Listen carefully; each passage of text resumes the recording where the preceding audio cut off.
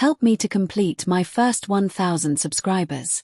She froze when the slideshow switched to the wrong screen, and suddenly 3 years of secrets were projected behind her. That silence wasn't polite. It was violent. 50 people staring at a truth no one was supposed to see. My name is Nathan Caldwell. I was 42 years old when my marriage ended in a conference hall overlooking downtown Atlanta. I worked as a risk analyst for a regional insurance firm. I had been married for 11 years. The office party was an annual awards night. Catered food. Branded backdrops. Polite applause on schedule. My wife insisted I come early because she was being recognized for cross-department collaboration. That phrase would haunt me later at tea home. We had stopped collaborating on anything. We moved around each other like furniture. Mornings were silent. Nights were staggered. She slept with her phone under her pillow and woke before me every day, already dressed, already distant. I told myself it was stress. Promotions do that to people. Distance can look professional if you want it to dirty the venue. She barely acknowledged me. Kissed my cheek like a coworker. Then disappeared into the crowd. I took a seat near the back. Watched her laugh with people whose names I didn't know but whose intimacy with her felt practiced. I checked my watch. I always checked my watch when I felt unnecessary. Her award came midway through the night. The MC spoke about leadership, initiative, trust. My wife walked onto the stage confident, composed. The applause was real. I clapped too behind her. The projector warmed up for a short highlight reel.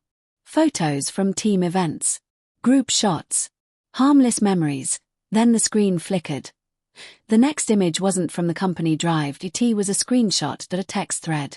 Her name at the top. A man's name underneath. Messages too close. Too familiar. Time-stamped. Dated 3 years back. Someone gasped. Someone else laughed nervously. The MC froze. My wife turned. Her face drained so fast I thought she might faint.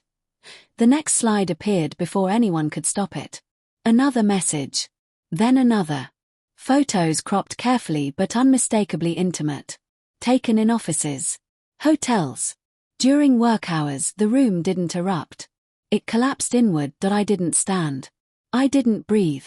I stared at the screen like it might explain how I had missed my own life for 3 years. Security cut the projector. The MC stammered something about a technical error. Applause tried to restart. Failed. My wife walked offstage without looking at me. In the car, she finally spoke. You weren't supposed to see it like that. That sentence felt rehearsed. See what?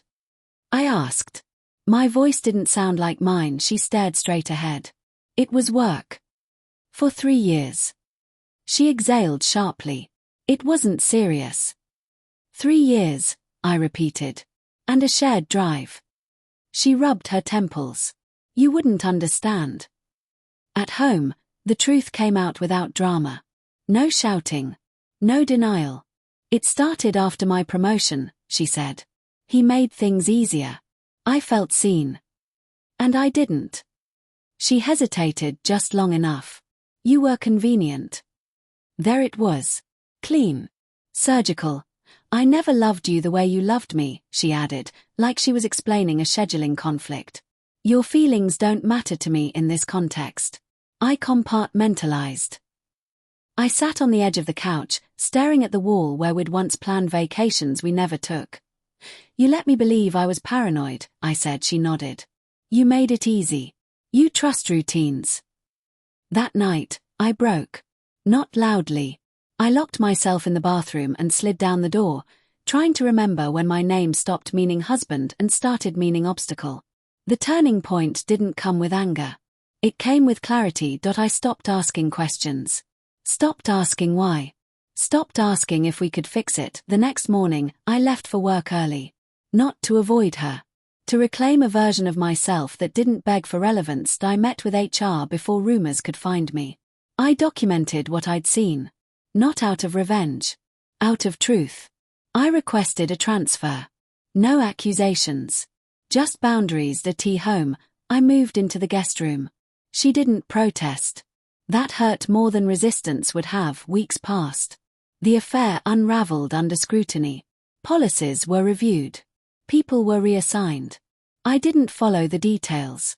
They weren't mine to carry. When I told her I was filing for divorce, she looked genuinely surprised. "You're really done?" she asked. "Yes. But we can talk about this." "I'm done talking," I said. "I'm done explaining my worth to someone who hid me for 3 years." The divorce was clean. No theatrics. No courtroom speeches. Assets divided. Papers signed. I moved into a smaller place with big windows and no shared memories.